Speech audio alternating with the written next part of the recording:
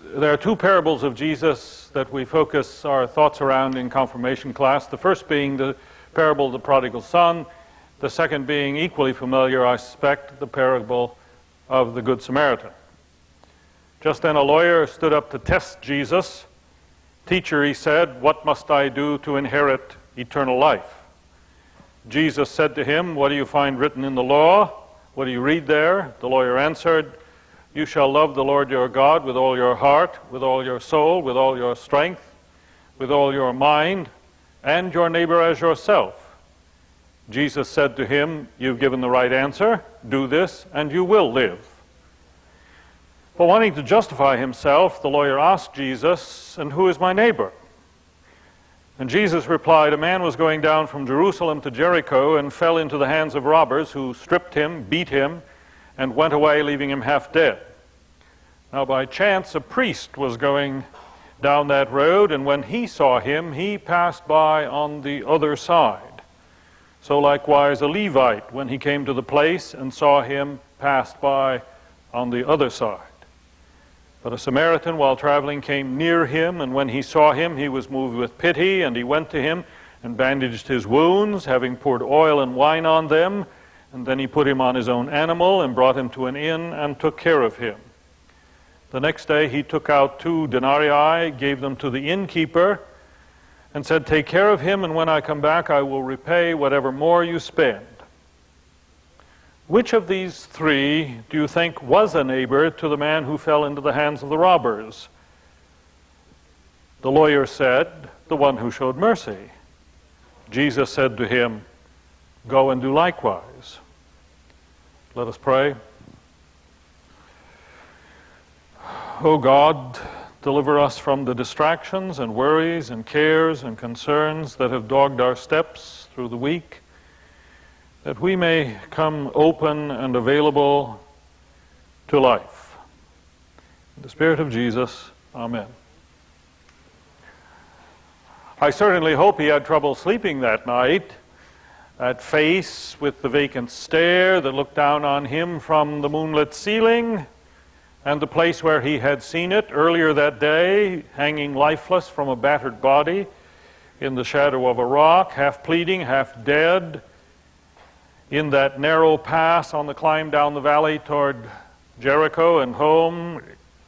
One has to suspect he'd almost stopped himself on an impulse. But quickly the questions came to mind: is he for real or is he bait? I've heard they do that. They trick you into their power, the gangs that haunt these hills, this particular road from Jericho to Jerusalem.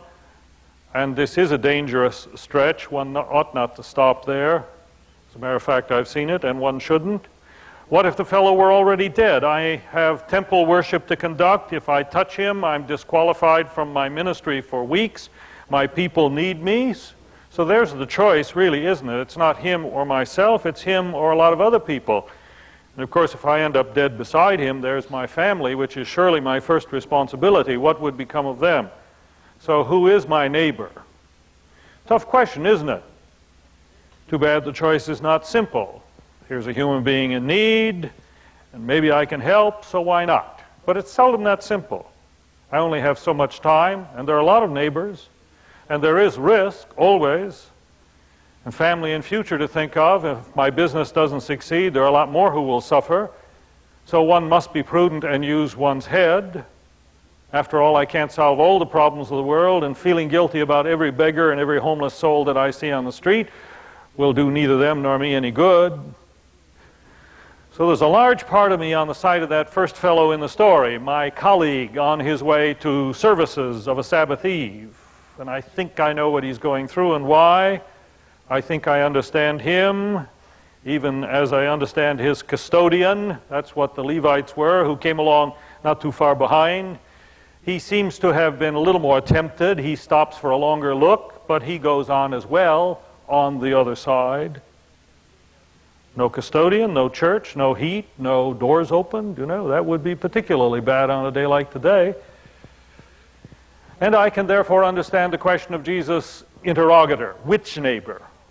There's my wife and 3 kids and the grandchildren, and I'm concerned about their future college education, and what if I die tomorrow, and there's my mother getting older, and there's the college buddy who called looking for work. I mean, I don't mind doing my part, but there has to be limits. So what are they? Who is my neighbor? And it would have been nice if he'd answered the question, but he doesn't. Nice if I could, for once and for all, answer it for you and me this morning, after him. Then we could do our bit and rest easy, but he doesn't. Well, there is a sense in which he does set up one limit. The love he calls for from us is neighbor love. That is, he doesn't say we have to love the whole world. We're not called upon to solve all the problems of mankind. Lucy says to Charlie, "You, a doctor? Ha, that's a big laugh. You could never be a doctor. You know why? Because you don't love mankind. That's why." Charlie responds, "Oh, I do too love mankind. It's people I can't stand." So we do have to be prudent and set priorities. We can't be everywhere and help everyone. We do have to set some limits. If I help this person, then I have to realize maybe I can't help that person. Members of a Boy Scout troop out on a first aid training exercise, and 2 of the young scouts were sent into the woods to play the role of victim so they could practice on them. Stay out there and wait for us to come and give you first aid, they were told.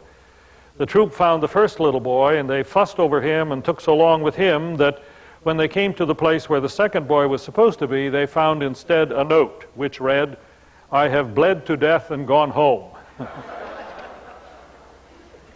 If we try to do everything, to be all things to all people, we end up devoid of resources and no good to anybody. People who give and give and give indiscriminately and to every demand that comes their way. People who do not set limits, do not love constructively and over the long haul. And all this is true. But Jesus is not concerned with limits here. He is concerned rather with life. He tells a story not to answer the question, who is my neighbor? But he tells a story to answer the question, who will show neighbor love? Because that's really the ultimate question.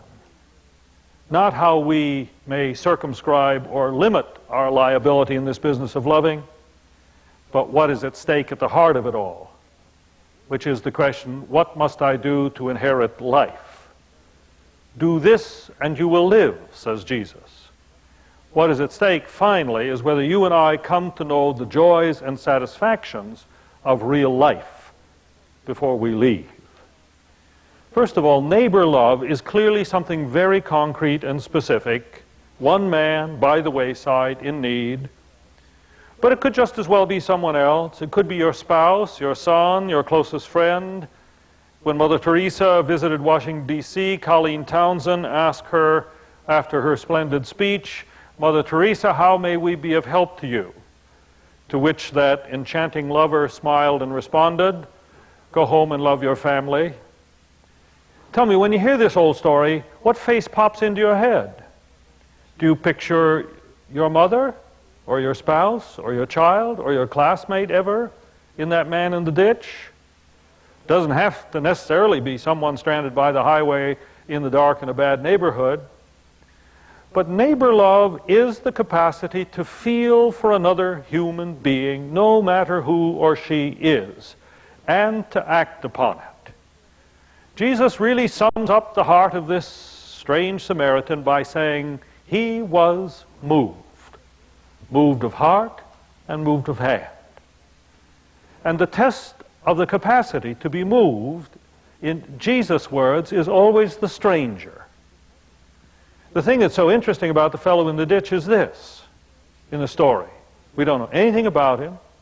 He has no name, no race, no class. He's not a member of this family or that tribe or that country. But neighbor love, you see, is able to look beyond all these considerations and categories. Neighbor love is able to transcend all these questions and see and feel for another human being who is in trouble and pain. Neighbor love is love that responds by being moved. And this is precisely why neighbor love is what saves us and makes for us real life. Because you see, only as I'm able to get beyond myself and my worries and concerns and my ambitions and preoccupations, and yes, even my kids and my friends, and above all, my religious duties, only as I'm able to transcend myself in feeling for the other and in doing for the other, do I really discover what life is all about, real life. Celebrated Russian poet Evgeny Yevtushenko spoke to a campus crowd at Juanita College, Huntington, Pennsylvania last year, and this is part of what he said. Don't miss the priceless luxury of always being in trouble. Not so much your own as in everybody else's trouble. Trouble that you feel as your own with all your guts. Forget the vulgar, insulting, patronizing fairy tale that has been hammered into your head since childhood, that the main meaning of life is to be happy. The only true happiness is to share the sufferings of the unhappy. Of course, it can be very painful, but it's much better to have screaming sensitivity of the soul, uncovered by any protective skin, than to have a tear-proof rhinoceros skin in combination with cold fish blood. When a distinguished foreigner paid his first and last and only visit to America in 1950, a committee of prominent Chicagoans lined up at the railway station downtown to offer official greetings. As the big man, 6'4", big also in the esteem of the world, stepped off the train, the committee members surrounded him with a gushing kind of welcome. This illustrious scholar and musician and humanitarian responded with animation, his broad shoulders, heavy shock of hair, sprawling mustache, marking him out as quite an individual. But the committee noticed as he got off the train that his eyes were not wholly fixed on them. Something on the station platform had caught his eye in the crowd of travelers, and with politeness but firmness, the man excused himself to the committee and literally dashed down the platform, diving into the crowd, stopped beside an elderly woman who was literally staggering under a load of heavy suitcases and extra bundles. And with his big sensitive hands, he grabbed the old woman's suitcases and bundles, and beckoning her to follow him, he threaded his way through the throngs, led the woman to the coach she said she wanted to take, lifted up her suitcases into the overhead rack, bowing, wished her bon voyage. Then he rushed back to the astounded committee with apologies for keeping them waiting. He said somewhat sheepishly, I guess I was just having my daily fun. This was the way Dr. Albert Schweitzer arrived in America. And for him, this was where he always found real life. And not just for us as individuals is real life there. Life from Jesus' perspective always involves others too, the community as well. There must be concern for all our lives, or there's no life for us as individuals. And isn't this precisely what is in short supply in our world today? I don't need to elaborate the cruelty and violence that stalk our streets and bombard us from the tube every night. The ease with which some violate and destroy other human beings is all too prevalent and well known. And I yield to no one in my insistence that more must be done by the way of firm law and greater police presence to make life safe and secure in our cities and even in our suburbs. But there is also a pathology behind all this activity which needs to be addressed. There's something that is happening to all too many of us that is frankly scary. And that is the growing insensitivity to human suffering and pain. That lack of reverence, to use Schweitzer's words, that lack of reverence for life, which leaves all too many free to strike out, to insult, to put down, to violate, without any sense of guilt or remorse or inhibition. I suspect there are a lot of reasons why it has happened, but certainly television, with its constant portrayal of suffering and violence and bloodshed and gore, fictional and real, has to be part of the mix. It's not just that children who watch violence tend to be more violent, which we know is true. We know also it's true that children and adults, human beings who subject themselves to a constant barrage of pain and suffering and agony, tend to become desensitized to it, lose their own interior pain and revulsion before it, lose their capacity to empathize, to care, or in other words, lose a chunk of their humanity. Die to something inside which is essential to any rich and full life. So we need to sustain this sensitivity not only for the sake of our own souls, but for the sake of our society. It's not our own salvation alone that is at stake here, but it is that of those with whom we walk and work and labor and live. This is a sensitivity we desperately need to retain, not only on the roadside, but in the boardroom and on the plant floor and in the neighborhood and in the classroom. I'm worried by the cruelty that I see among our young toward one another. Doesn't mean the loss of judgment and good sense or the unwillingness to make hard decisions. It means meeting one another as human beings with capacity for compassion, the willingness to be considerate and caring. If for no other reason, because sooner or later we're all of us the man in the ditch. Marianne Bird tells how it saved her life in a story entitled The Whisper Test. She writes, "I grew up knowing I was different and I hated it. I was born with a cleft palate, and when I started school, my classmates made it clear to me how I looked to others. A little girl with a misshapen lip, crooked nose, lopsided teeth, and garbled speech. My schoolmates and other things would say, 'What happened to you? What happened to your lip?' And I'd tell them I'd fallen and cut it on a piece of glass. Somehow it seemed more acceptable to have suffered an accident than to have been born odd and different. But in any event, I was convinced that nobody outside my family possibly cared. There was, however, a teacher in the second grade that we all adored, Mrs. Leonard by name. She was short, round, happy, a sparkling lady. Annually, we would have a hearing test. I was virtually deaf in one of my ears, but when I had taken the test in the past, I discovered that if I did not press my hand too tightly upon my ear, as I was instructed to do, I could pass the test.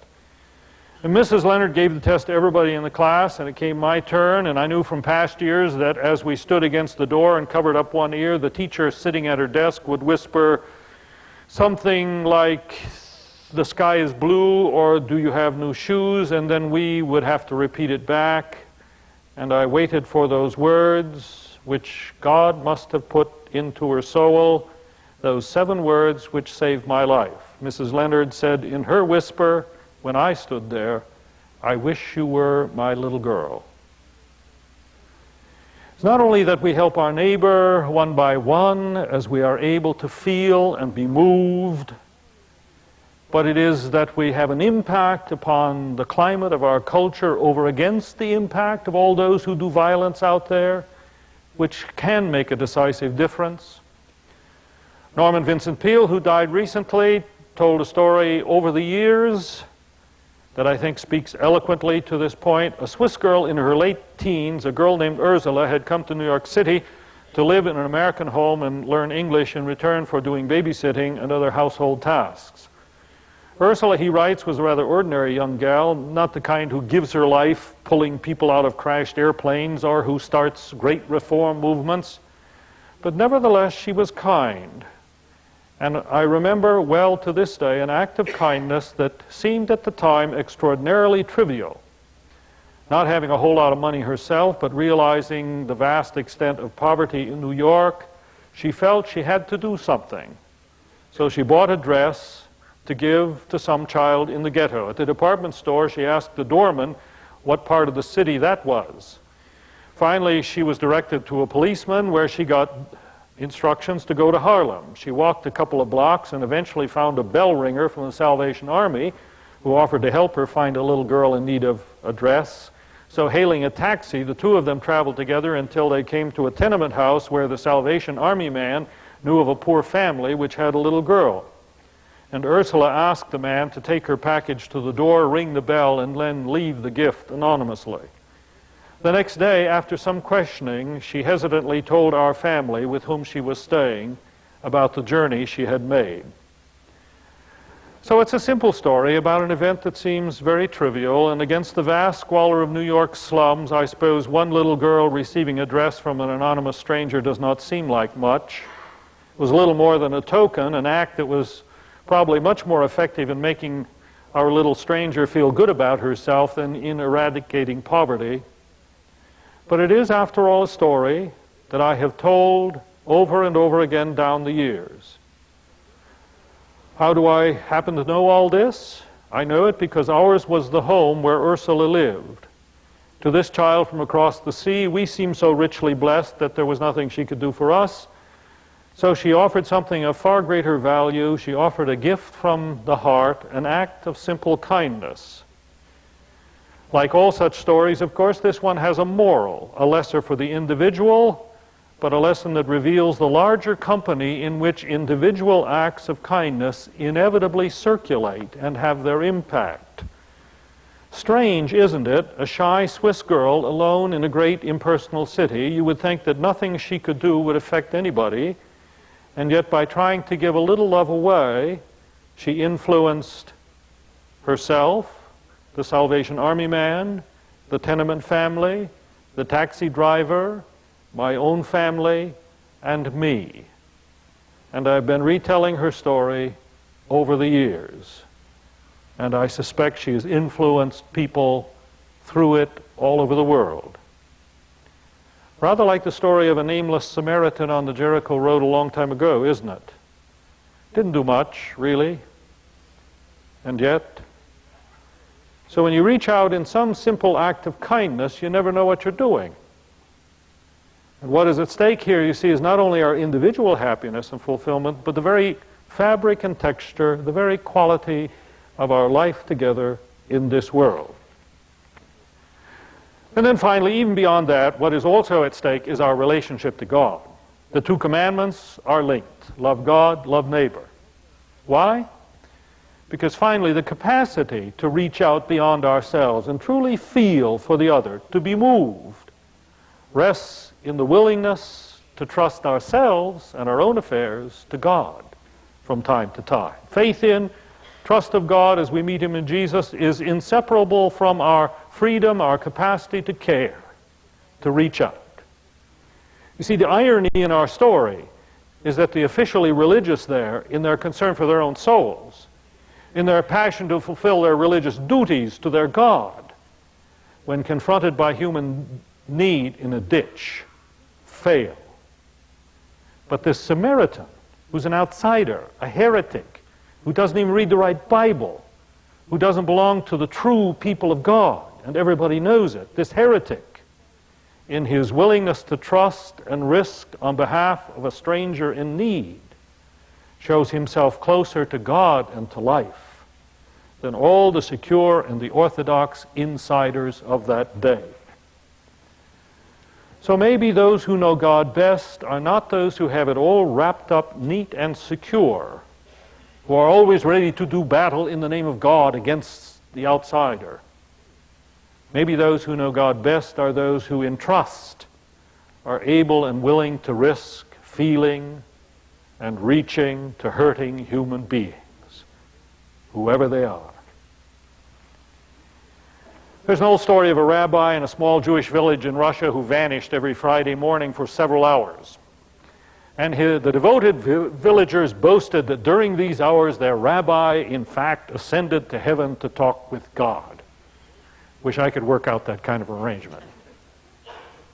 Skeptical newcomer hit town and determined to discover where the rabbi really went.